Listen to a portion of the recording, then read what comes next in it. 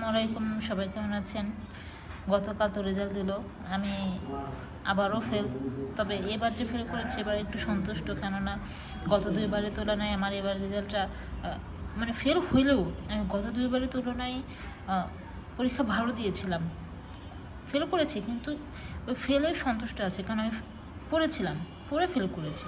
তো যাই হোক, সামনে 49 বিসিএস আছে, সেখানে আমি 39, 42, 48 বিসিএসের পড়াগুলো ঘেটে দেখলাম অর্থনীতি অর্থাৎ জাতীয় বাজেট থেকে অনেক অনেক প্রশ্ন এসেছে, বিশেষ করে অর্থনৈতিক সমীক্ষা।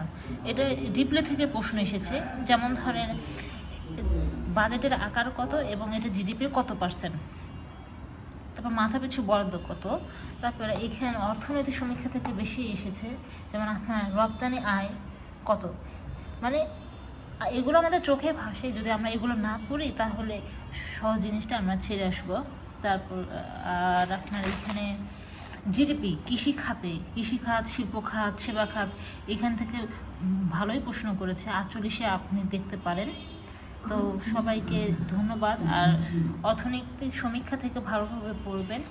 আচ্ছা, ধরতে গেলে জাতীয় বাজেট ভালো করে পড়বেন। আমার মনে হয় এখান থেকে তাও 2 কমন পাওয়া যাবে, আশা করি।